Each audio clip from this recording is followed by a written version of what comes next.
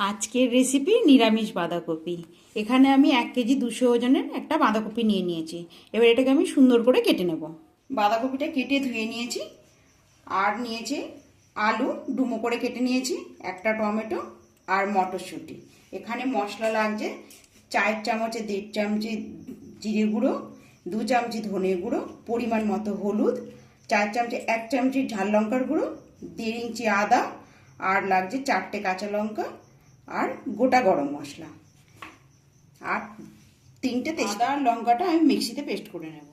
আমি এখানে গ্যাসে কড়াটা বসিয়ে দিয়েছি। আমি পরিমাণ মতো তেল দিয়ে দিলাম। আলুগুলো ভেজে তুলে নেব।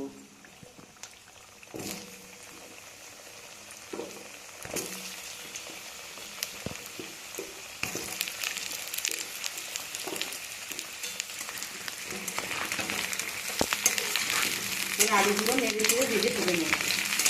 সামান্য হলুদ দেবো।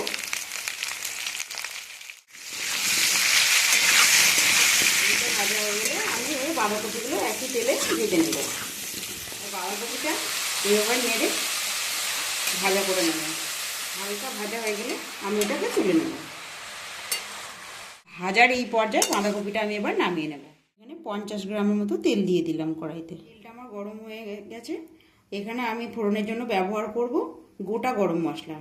আমি দিচ্ছি 5টা এলাচ, 2টো দারচিনির টুকরো, 5টা লবঙ্গ, আর দেব গোটা,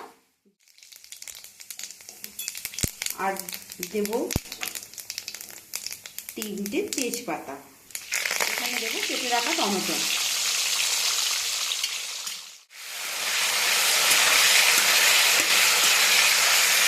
লঙ্কা পেস্টের সঙ্গে আমি জিরে ধনেটা মিশিয়ে নিয়েছিলাম। এটা আমি এখন ঢেলে দেবো। আর দেবো হলুদ গুঁড়ো আর ঝাল লঙ্কার গুঁড়ো।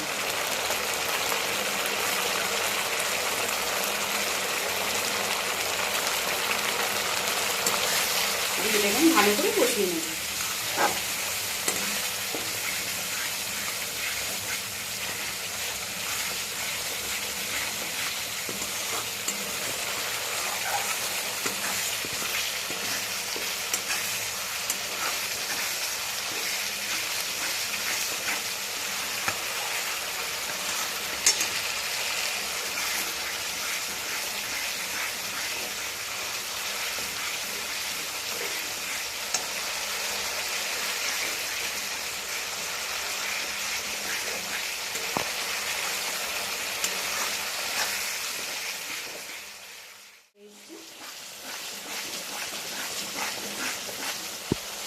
সেই পর্যায়ে আমি এখন আলু ভাজাগুলো দিয়ে দেবো। ভেজে রাখা বাঁধাকপিটা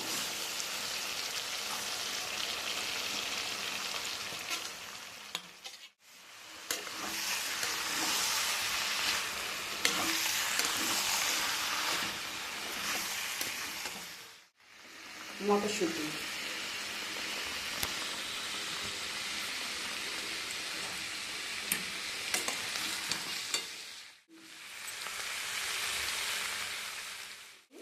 চার চামচ 2 চামচ চিনি ব্যবহার করছি।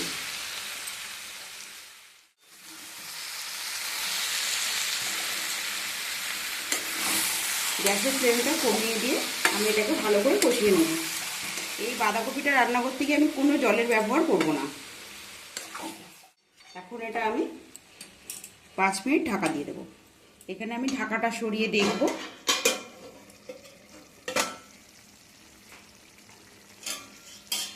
দেখব আলুগুলো সেদ্ধ হয়েছে কিনা। হ্যাঁ, আলু সিদ্ধ হয়ে গেছে। আমার বাঁধাকপি রেডি। এখানে আমি ব্যবহার করব ঘি।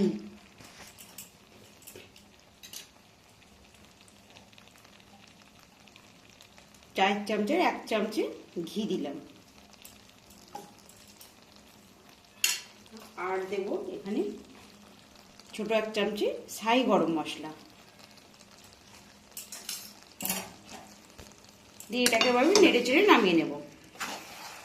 আমার বাঁধাকপি রেডি। এবার আমি বাঁধাকপিটা নামিয়ে নেব। আমার বাঁধাকপি রেডি। আপনারা কেমন বাঁধাকপি করেন আমাকে অবশ্যই কমেন্টে জানাবেন। আজকে রেসিপিটি এখানেই শেষ করলাম। ভিডিওটি স্ক্রিপ্ট না করে প্রথম থেকে শেষ পর্যন্ত দেখে যাবেন। ভালো লেগে থাকলে লাইক, শেয়ার, কমেন্ট, সাবস্ক্রাইব করতে ভুলবেন না। পাশে থাকা বেল আইকনটি অবশ্যই প্রেস করে দেবেন। আবারও নতুন কোনো ভিডিও নিয়ে আমি ফিরে আসছি। ততক্ষণ আপনারা ভালো থাকবেন, সুস্থ থাকবেন। ধন্যবাদ।